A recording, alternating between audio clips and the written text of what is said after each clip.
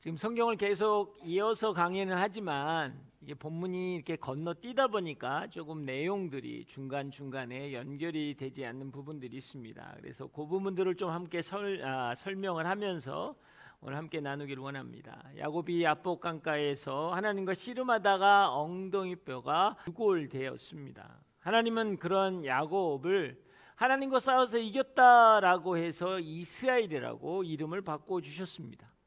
밤새 격렬하게 씨름을 하며 하나님과 대면했던 야곱은 초췌한 모습으로 절뚝거리면서 무리들 앞에 서서 그리고 나아가기 시작합니다. 형 에서 앞에 나아갈 때는 7번 절을 하며 절뚝거리는 모습으로 나아갑니다. 그 모습을 본 에서가 야곱을 끌어안고 입을 맞추며 그 두 사람은 눈물로 화해하기 시작하지요. 이 화해는 너무나 극적인 화해였습니다. 400명을 이끌고 왔다. 동생을 보는데 여러 가지를 유추할 수 있지만 굳이 환영보다는 전쟁에 가까운 그런 상황이었는데 극적으로 두 사람이 화해를 합니다. 여러분, 그러나 이 화해는 절뚝거리는 야곱의 모습을 본 예서의 감정 변화가 아니라는 거예요. 이것은 분명하게 야곱을 지키시고 내가 너를 반드시 이 땅 가운데 무사히 돌아오게 할 것이라는 하나님의 약속, 언약을 하나님께서 이루어 주신 거예요. 그래서 이것 또한 하나님의 은혜였다라는 것입니다. 그 하나님의 은혜를 경험한 야곱, 그 야곱은 어디로 가야 할까요?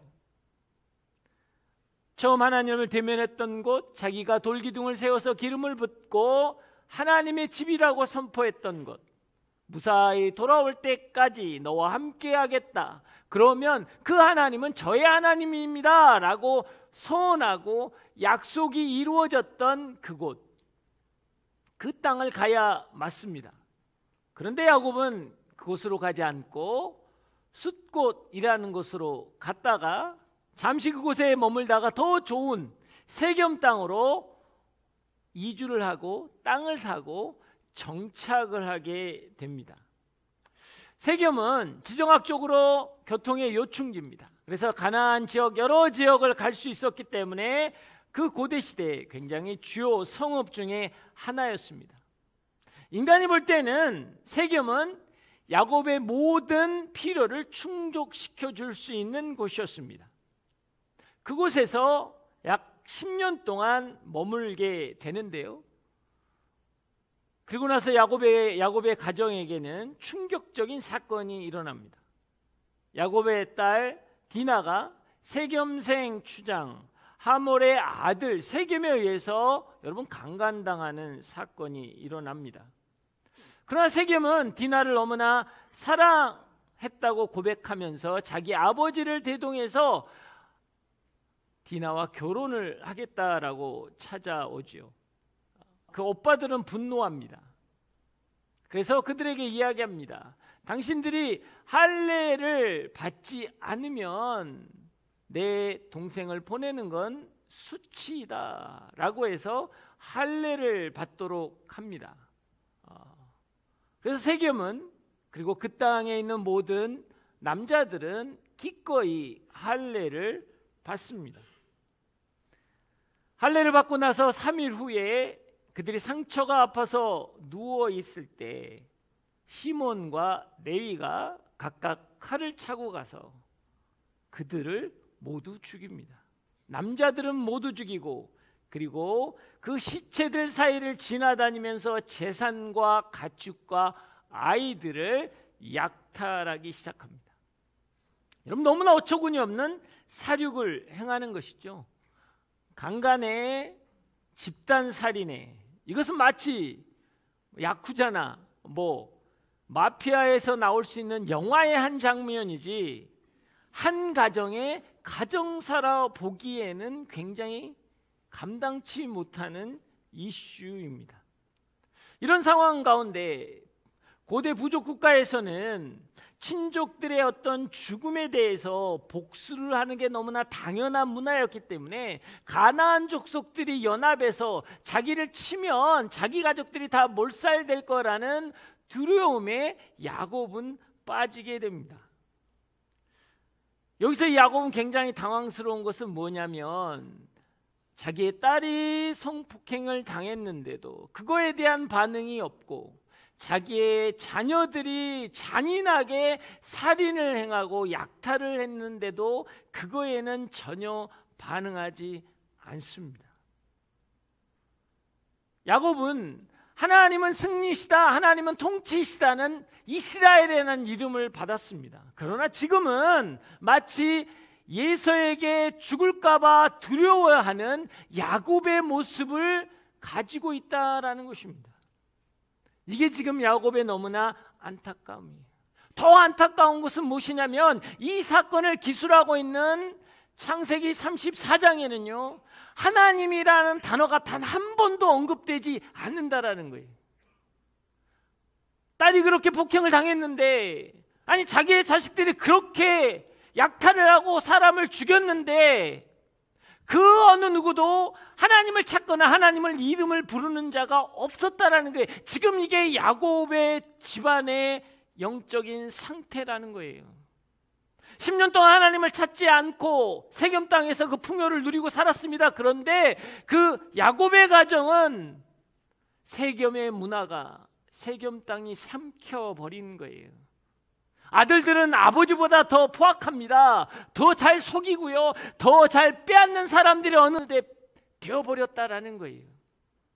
세겜 땅은 야곱의 가족들을 세겜 사람처럼 똑같이 복수하고 죽이고 빼앗긴 사람으로 만들어버렸다라는 거예요. 야곱 또한 아버지로서 그 가족들을 어떻게 돌봐야 할지 방향성을 잃어버렸다라는 것입니다. 여러분, 이 세겜 땅은 야곱에게 있어서는 굉장히 영적인 메시지를 주는 땅입니다. 사실 세겜은요 온전한 순종은 아니지만 여러분 그렇다고 아주 불순종이라고 보기에도 어려운 여러분 회색 지대였습니다. 세겜과 베델은 한 40여 킬로 하루길이에요. 그렇게 먼 길이 아니었다고요. 그리고 어차피 언약의 땅, 약속의 땅, 가나안 땅에 들어왔는데 가나안 땅 안에 여러분 세겜이 있는 거거든요. 그래서 어떻게 보면 그냥 하나님의 약속의 땅에 거하는 거지 굳이 베델로 가야 하나? 라는 어떤 회색지대에 그가 머물고 있었다라는 거예요. 아주 중간지대, 영적으로 보면 어떤 그 중간지대에 그는 안주해 버린 것입니다. 여러분, 회색지대라는 건요 딱히 잘못되어 보이거나 이게 잘못됐다고 꼬집기에는 참 애매한 영역입니다. 우리 삶은 대부분 그런 영역들 가운데 있다라는 거죠. 하나님을 의식하지 않고 살지만 나름대로 열심히 살고 열정과 노력으로 때로는 만족하고 행복하게 삽니다. 나름요 건전한 비전도 갖고 있고 목표도 갖고 있다라는 거죠. 우리는 그렇게 살기 때문에 신앙에 대한 민감성이 떨어져요. 하나님을 전심으로 믿는 건 아니지만 그래도 내가 열심히 살았고 내가 열심히 노력했고 내가 열심히 돈을 벌고 있고 나름대로 그래서 이런 걸 하겠다고 건전한 비전과 목표를 갖고 있기 때문에 그게 꼭 그렇게 잘못된 건가? 내가 여기서 직장생활 열심히 하는데 그게 꼭 문제인가? 라고 우리는 생각할 때가 있다라는 거예요. 그러나 사랑하는 여러분, 믿음의 회색지대는 자기 합리화입니다. 이것도 저것도 포기하지 못해서 결국 이것도 저것도 선택하지 못하는 거예요. 우리는 이 계속적으로 이 불분명한 영적인 회색지대 안에서 안주하면 여러분 우리 삶이 어떻게 되는 줄 아십니까? 분명한 것은요 이 중간지대는 사단의 주요 활동 무대라는 것입니다. 사단이 이 중간지대에서 우리가 이미 구원을 받았고 그리고 완전한 하나님의 영광 가운데 있는 사람이라고 하지만 장차 오실 그 예수 그리스도를 기다리는 이 삶의 과정, 예수 그리스도가 초림하셔서 이미 우리는 구원을 받았어요. 장차 다시 오실 예수님을 기다리며 살아가는 이 과정이 우리 안에는 불안하고 염려와 근심이 있거든요. 이게 중간지대라는 거예요. 사단이 이것에 대해서 우리에게 강력하게 여러분 유혹하고 도전한다라는 거예요. 불안함과 공허함과 박탈감을 극대화시키는 곳이라는 거예요. 하나님의 존재를 믿고 예수 그리스도의 부활과 예수 그리스도의 보혈과 구원을 믿습니다. 그럼에도 불구하고 내 삶에 복음이 없는 거예요. 하나님의 임재가 없는 거예요. 일상 속에서 하나님의 임재를 경험하지 못하고 사는 거예요. 여러분 어떠세요? 믿음이 여러분의 일상에 끼어들면 불편하지 않으세요? 그리스도인이라는 정체성이 여러분의 삶의 자리, 여러분이 하고 있는 일들에 끼어 들어가면 여러분 불편하지 않냐라는 거예요. 굳이 내가 그리스도인이라는 이야기를 하면서 살아야 될까? 그냥 내가 열심히 살면 되지. 내가 하고 싶은 거 하고 살면 되지. 그렇게 나쁜 짓 아닌데 내가 굳이 이렇게 해야 될까? 우리는요 굉장히 회색지대에 산다고요. 마치 야곱이 세겜 땅에 살면서 뭐 그렇게 그게 잘못된 건가? 다 가나안 땅이고 다 약속의 땅인데 라고 하는 야곱처럼 우리도 그렇게 살아간다는 거예요. 그런데요 그 회색지대는 오늘 야곱의 가정을 삼키는 것처럼 우리의 영혼을 삼켜버리는 거라고요. 세상의 논리가, 세상의 이치가, 세상의 방법론이 나도 모르게 나를 삼켜버린다고요.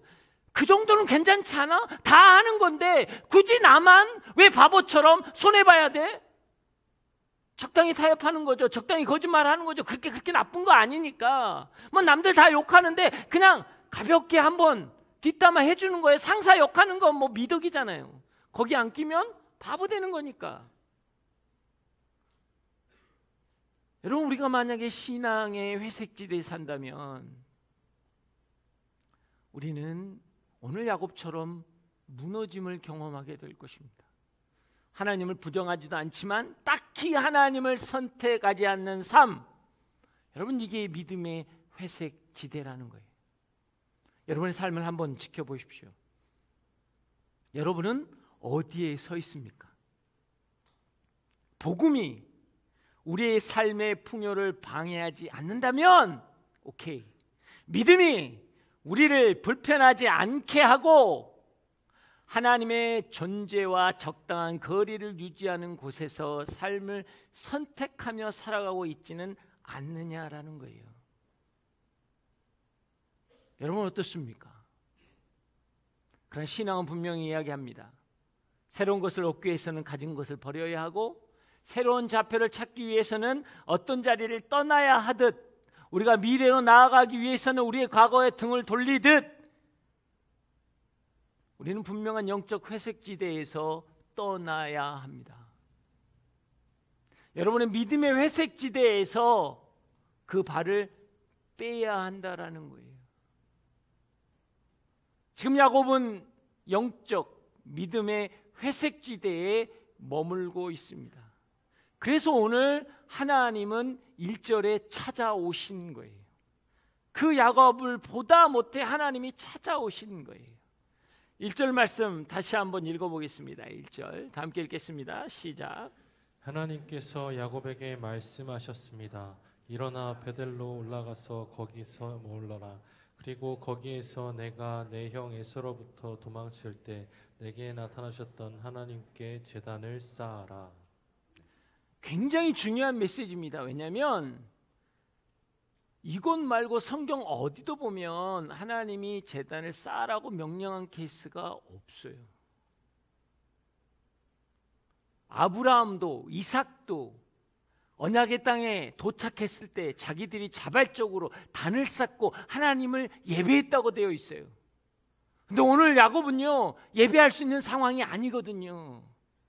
하나님께 나올 수 있는 상황이 아니에요. 영적 회색지에 살다 보니까 예배가 얼마나 중요한 건지, 예배가 얼마나 내 영혼을 살리는 건지를 깨닫지 못하는 거예요. 그래서 예배의 중요성을 잃어버린 그에게는요 예배할 수가 없었다라는 것입니다.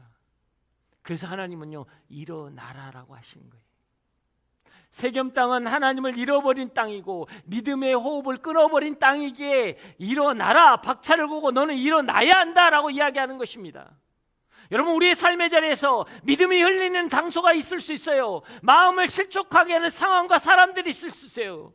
믿음을 무너지게 하는 대화나 여러분 만남을 대면할 수 있어요. 그럴 때 우리는 맞서 싸워야 하지만 때로는요, 우리는 피하고 벗어나야 하는 믿음의 용기가 필요하다고요. 그 대화를 더 이상 들으면요, 여러분 죽는 거예요. 그 만남을 계속하면요, 여러분은요, 여러분의 영적인 상태가 무너지는 거예요. 그때 여러분 믿음의 용기를 가지셔야 한다고요. 담대하게 싸우는 것도 중요하지만 그 자리를 피하는 것도 중요한 거예요. 그 자리에 머물지 않는 게 중요하다고요. 내 믿음을 약화시키는 그 자리는 여러분 벗어나야 하는 겁니다. 나를 무너뜨리게 하는 그 만남은요, 깨야 하는 거예요. 그렇지 않으면 우리는 영적으로 세움을 받을 수 없다라는 것입니다. 하나님은 베델로 가라고 이야기하십니다. 베델로 왜 가라고 하셨을까요? 여러분, 베델은 안전하고 살기 좋은 곳이 아니라는 거예요. 40km 정도 떨어졌다고요? 거기 도망간다고 못 쫓아오나요? 아니, 말이 안 돼요. 왜 베델로 가야 하나요? 단 한 가지, 하나님 앞에 단을 쌓는 곳이기 때문이에요. 베델과 세겜은요, 땅적으로 보면, 상황적으로 보면, 환경적으로 보면 별로 다를 게 없습니다. 그러나 베델 땅에 서면 하나님이 보이고 하나님의 음성이 들리고, 여러분, 삶의 정황보다 하나님이 커 보이기 때문에 여러분 가야 하는 거예요. 예배가 있기 때문에 가야 하는 거예요. 그럼 우리 인생 가운데 우리의 베델은 뭡니까? 여러분, 우리의 베델은 예배이고 교회입니다. 여러분, 베델은 겉으로 보기에는요, 어느 땅과 다르지 않습니다. 마찬가지로 교회도 똑같습니다. 여러분, 예수 그리스도의 십자가의 은혜로 하나님의 자녀된 사람들이 모이는 게 교회입니다. 건물이 교회는 아니에요. 우리의 모임이 교회죠. 근데요, 2000년 동안 단 한 번도 교회는 완전한 적이 없었습니다. 시기와 질투와 분쟁과 분열, 수많은 문제를 가지고 있는 공동체가 맞습니다. 그러나 여러분, 교회에 오면, 예배 안에 오면 세상이 아닌 하나님을 보게 되는 거예요. 하나님의 음성을 듣게 되는 거예요. 예배 안에 들어오면 세상에게 빼앗겼던 마음을 하나님께 향하게 하고 그 마음을 열 수 있기 때문에 소중한 거라는 거예요. 우린 동일하게 약해요. 우린 동일하게 죄인 가운데 있어요. 그래서 무너지고, 여러분 넘어지고, 때로는 분열하고, 때로는 싸우고, 때로는 갈등합니다. 그럼에도 불구하고 교회가 소중한 이유는 뭐냐면, 그럼에도 불구하고 예배가 소중한 이유는 뭐냐면 하나님이 보이기 때문이에요. 하나님을 만날 수 있기 때문이에요. 그 성령의 역사를 경험할 수 있는 거예요. 뺏겼던 내 마음, 두려웠던 내 마음, 낭망했던 내 마음이 하나님께로 집중할 수 있기에 여러분, 예배는 소망이라는 것입니다.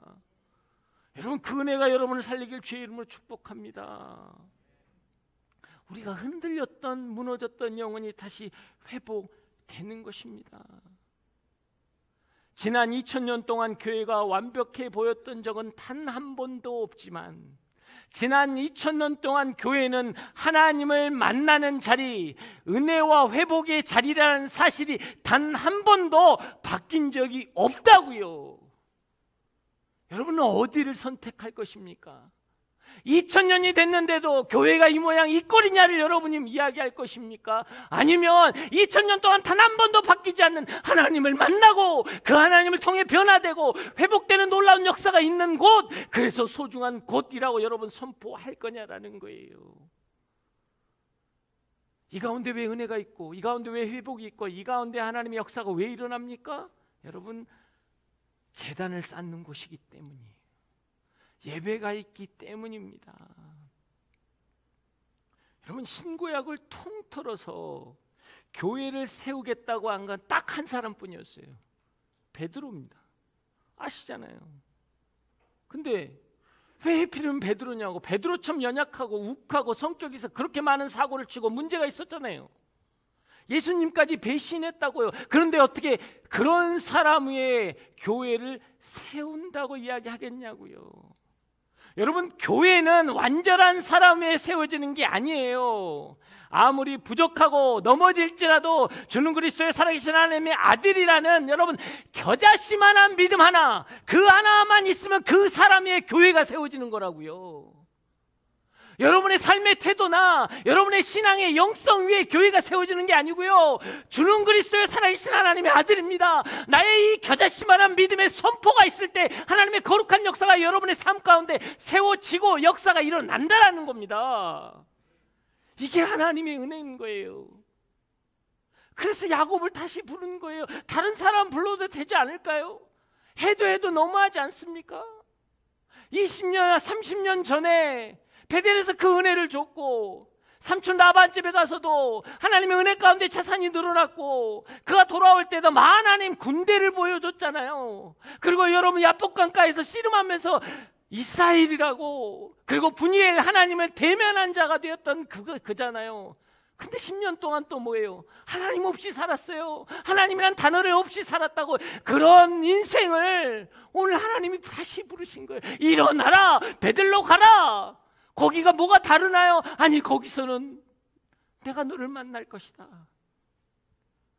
너는 내 음성을 듣게 될 것이다. 너는 온전히 세움을 받을 것이다. 그래서 이 자리가 소중한 거예요. 뭐가 얼마나 대단하겠어요? 얼마나 대단한 사람이 모였겠어요? 아니요, 그렇지 않아요. 이 교회가 소중한 이유는 2000년 동안 단 한 번도 바뀌지 않는 하나님의 역사가 있는 곳입니다. 하나님을 대면하는 곳이에요. 그래서 여러분 여기 소중한 거예요. 예배를 포기하지 마세요. 어떤 경우에도 어떤 갈등이 있고 어떤 아픔이 있고 어떤 고통이 있어도요, 여러분 예배를 포기하지 마세요. 그래서 하나님은 오늘 망가져버린 정말 역기능적인 가정, 말도 안 되는 가정, 차마 입에 오르기도 부끄러운 가정, 그 가정을 하나님이 다시 부르시는 거예요. 그리고 예배하라는 거예요. 그 은혜가 우리 가운데 있길 주의 이름으로 축복합니다. 교회의 머리 되신 예수 그리스도께서 그 교회를 고쳐 가시겠다라는 거예요. 예배는 무엇입니까? 내가 죽고 예수님이 사시는 거예요. 삶이 예배가 된다는 건 무엇이에요? 내 삶 속에서 매일매일 내 분노나 두려움이나 염려나 근심이나 아픔이나 고통들이 죽는 거예요. 그리고 기쁨과 담대함과 감사와 찬양으로 내가 다시 살아나서 이 땅 가운데 살아내는 것입니다. 이게 예배라는 거예요. 그 은혜가 여러분을 살리길 주의 이름으로 축복합니다. 그래서 이렇게 돼서 7절 말씀을 한번 읽어보겠습니다. 7절. 그래서 결국 야곱이 예배를 드려요. 다 함께 읽겠습니다. 시작.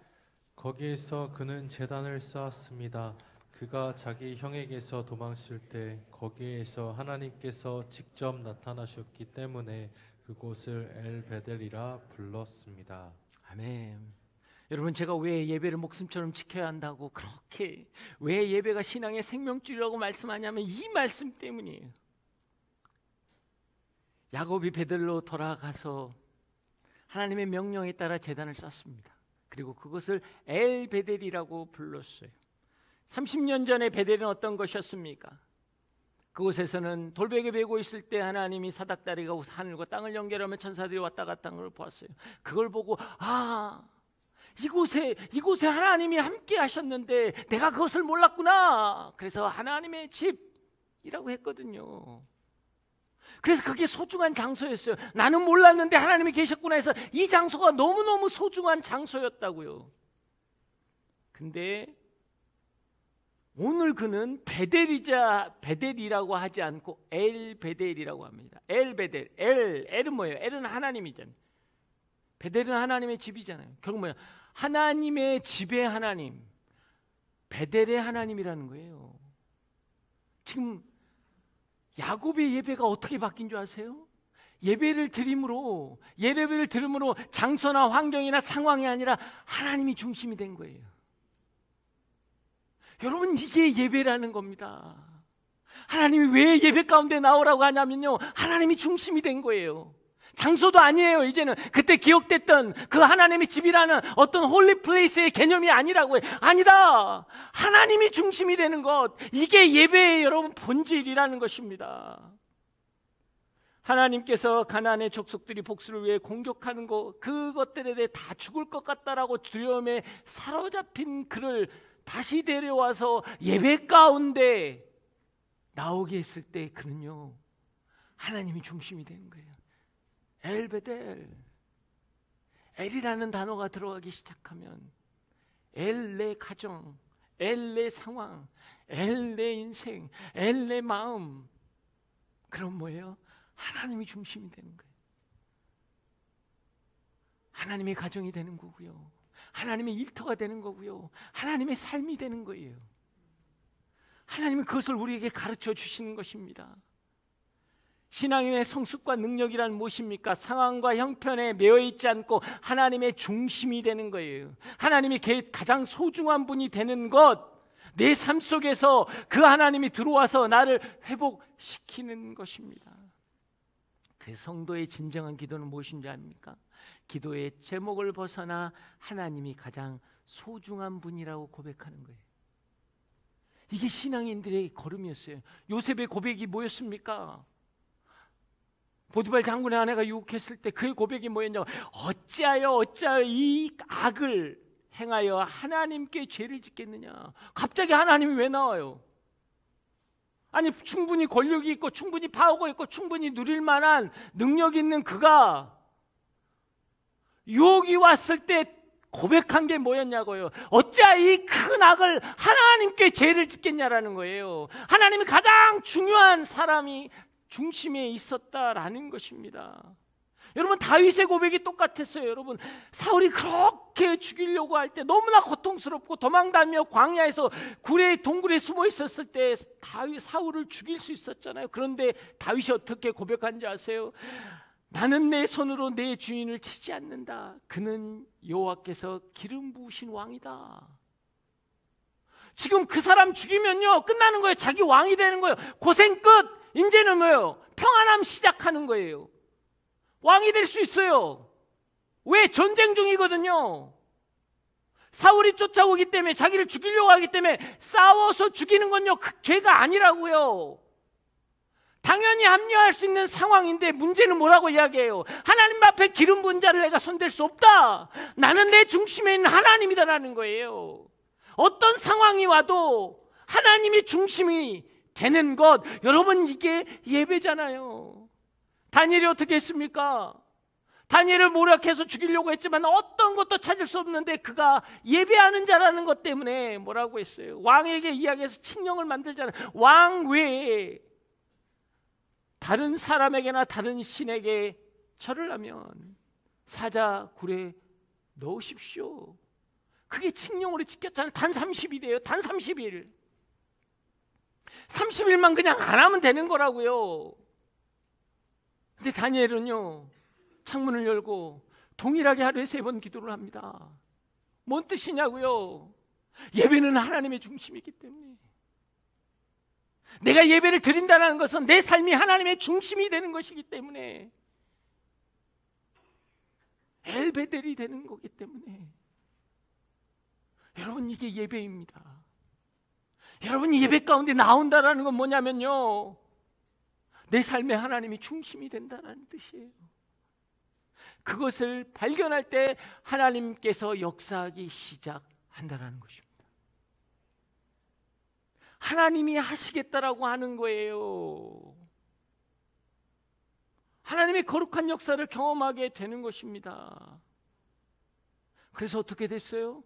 5절 한번 보세요. 5절. 자, 5절 한번 읽어보겠습니다. 5절 시작. 그들은 길을 떠났습니다. 하나님께서 주변 성읍 사람들에게 두려운 마음을 주셔서 아무도 그들을 쫓아오지 못하게 하셨습니다. 충분히 지금 쫓아와서 일이 났어야 돼요. 하나님이 하신다고요. 하나님이 중심이 되면 하나님이 하신다고요. 영적인 침체, 영적인 무력감, 영적인 타락이라는 것은요, 하나님이 내 마음 중심에서 밀려났다는 이야기예요. 단순히 죄만 묵상하지 마세요. 난 이런 죄를 졌다, 이런 죄를 졌다. 여러분, 그게 회개가 아니에요. 본질적으로는 하나님이 내 중심에서 밀려났다는 뜻이라고요. 내가 그것을 좋아하고 내가 그것을 취했다라는 건요, 하나님이 내 중심에서 밀려난 거예요. 예배가 무너진 거라고요. 그래서 하나님은 일어나라, 그 자리에서 일어나서 베델레 가서 단을 쌓아라 라고 이야기하는 거예요. 크게 회복된 야곱은요, 크게 회복된 야곱은 참 이게 이 말씀이 너무 저한테는 감동이었어요. 히브리서 11장 21절 한번 읽겠습니다. 시작.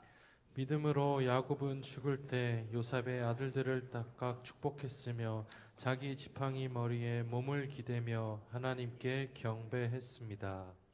여러분, 이 연약한 야곱이요, 히브리서 11장 믿음장에는 어떻게 기록되어 있냐면, 하나님이 중심이 되고 난 다음부터 이 이후의 삶들은요, 그가 자녀를 축복하고요, 지팡이에 몸을 기댈 만큼 연약한 존재로 나이 들어갈지라도 하나님을 경배했다라는 아름다움으로 끝납니다. 하나님의 중심으로 산 그가 야곱이어서 약탈자요, 속이는 자요, 빼앗는 자요, 수많은 실수와 죄악과 연약함이 있었던 그가 이 예배가 회복되고 나서 하나님의 중심인 예배를 드리고 난 다음에 그의 인생은 달라졌다라는 겁니다. 저는 오늘 이 예배가 여러분을 바꿀 것을 믿습니다. 여러분이 이 예배를 통해 하나님의 중심되었을 때 하나님의 거룩한 역사가 일어날 것입니다. 베델에서 회복된 그 하나님을 향한 예배, 그가 숨을 거둘 때 지팡이를 의지하면서도 하나님이 가장 소중하다고 생각하는 예배자 이스라엘로 그의 삶을 마감했다라는 것입니다. 여러분, 믿음의 첫걸음은요, 그래서 단을 쌓는 거예요. 여러분 가운데 낭망하고 두렵고 염려하고 무너져 있는 인생이 있습니까? 예배 가운데 먼저 나오셔야 돼요. 단을 쌓으셔야 합니다. 그 단을 쌓고 기도하면서 하나님이 나의 삶의 중심입니다, 하나님이 가장 소중합니다라고 여러분이 선포할 때 거룩한 역사가 일어나는 것입니다. 그가 이 자리에 올 수 있었던 건 무엇인지 아십니까? 2절에서 4절 말씀 한번 읽겠습니다. 2절에서 4절까지 말씀 한번 읽어보겠습니다. 시작. 야곱이 자기 집 사람들과 그와 함께 있는 모든 사람들에게 말했습니다. 너희가 지니고 있는 이방 신상들을 없애버리라. 너희 자신을 정결하게 하고 옷을 갈아입으라. 일어나서 베델로 올라가자. 내가 그곳에서 내 고난의 날에 내게 응답하시고 내가 가는 길에서 나와 함께 하셨던 하나님께 제단을 쌓을 것이다. 그들은 자기들이 지니고 있던 모든 이방 신상들과 귀에 걸고 있던 금거리들을 야곱에게 주었습니다. 야곱이 그것들을 세겜에 있는 상수리 나무 아래에 묻었습니다. 아멘.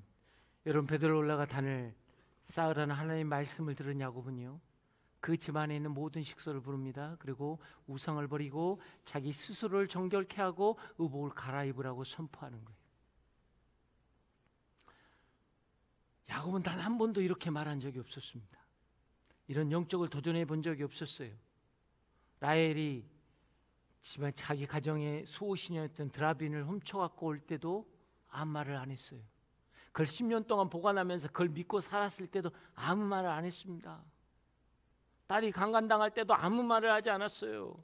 자식들이 그렇게 악랄하게 살인을 저질러도요, 약탈을 해도요, 아무 말을 하지 않았던 야곱이 하나님의 말씀 앞에 설 때 담대하게 선포하는 거예요. 그것을 끊어라. 우상을 끊어라.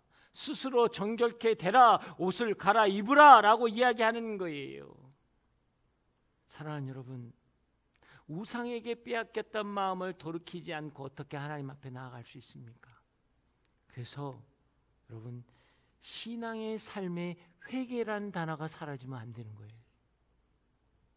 여러분의 삶 안에 회개라는 단어는요, 내가 오늘도 죄를 지었습니다라는 그런 개념이 아니에요. 매 순간 매 상황 속에서 하나님을 밀어냈던 그 삶의 자리를 내가 보고 하나님께 다시 고백하는 것입니다. 그래서 여러분 오늘 한번 그걸 점검해 보셔야 돼요. 하나님께 꺼리끼는 것이 수년 동안 지속되었던 사람이 있습니까? 오늘 그것을 가지고 있는 사람이 있습니까? 여러분, 신앙은 어떤 면에서는요, 버리는 여정이에요. 마치 이사 갈 때 버리는 것처럼. 저도 이게 한국에 와서 이제 벌써 15년 됐는데 딱 한 번 이사했습니다. 근데 저도 깜짝 놀랐어요. 조금 약간 과정이 1톤 트럭 하나로 버렸어요. 근데 너무 재밌는 게 있잖아요. 한 번도 안 쓴 새 것들도 있어요. 그러니까 뭐 너무 후회가 된 거야. 그때 이거 주지. 근데 이미 오래된 거라 누굴 주지도 못하고. 그런 게 너무 많아. 너무 많아. 버리지 못하고 전전긍긍해서 가지고 있는 게 너무 많다는 거예요. 뭐 할렐루야, 우리 아내도 와 계시지만 저희 아내가요, 버리는 걸 못하세요. 그래서 뭐 일회용도 꼭 그러세요. 저희 아내님은 이거 여보 언젠가 쓸 때가 있을 거라고 일회용도 보관하신 분이에요. 근데 그게 너무 많이 보관되니까 이 주체가 안 되는 거예요. 뭐 이런 거 뭐 이게 라켓락 있잖아요. 그 반찬통. 근데 이게 하면 이게 뚜껑이 이게 다 떨어지면 그러면 또 뭐 그냥 또 그 고무장갑에 구멍 난 거에서 잘라가지고 밴드로 만들라고 그걸로 그냥 밴드로 묶어서 보관하고 정말 당황스러울 때가 참 많아요. 절대로 안 버리시는 분이세요. 뭘? 근데 제가 더 당황한 건요, 저희 아내는 하나님이 노하시면 얄짤 없어요. 그 자리에서 모든 걸 스탑하고 모든 걸 버립니다. 그게 돈이 됐든 그게 뭐가 됐든 딱 스탑을 해요. 사실 저는 썩은 음식을 잘 버리지만 하나님이 꺼리는 걸 잘 버리진 못해요. 때로는 화가 나면 그 화를 갖고 살거든요. 때로는 열받고, 때로는 판단하고, 때로는 의심하고. 저는 그걸 갖고 사는 스타일이거든요. 제 아내는 딱 하나님이 노하면 딱 스탑을 해요. 할렐루야, 영적으로는 훨씬 더 저보다. 사랑하는 여러분, 하나님이 꺼리는 걸 스탑하십시오. 여러분 몇 년 동안 붙잡고 있었던 것, 여러분의 가정에서, 여러분의 삶의 자리에서 그렇게 마음에 붙잡고 있었던 것들, 상황처럼 붙잡고 있었던 것, 여러분과 하나님이 꺼려하십니다. 그거 내려놓으세요. 그럴 때 예배가 시작되는 것입니다. 오늘 여러분에게 두려워하고 염려하고 근심하는 것들이 있습니까? 해도 안 된다고, 내 인생은 왜 이러냐고 낭망하며 있었던 게 있습니까? 하나님이 꺼려하세요. 그것은 너의 것이 아니다. 내가 할 것이다. 그래서 우리는 예배 자리로 나와야 되는 거예요. 그걸 묻고 오늘 하나님 앞에 나아올 때 하나님의 거룩한 역사가 일어날 것입니다. 오늘 하나님 이 자리에 계심을 믿으십니까?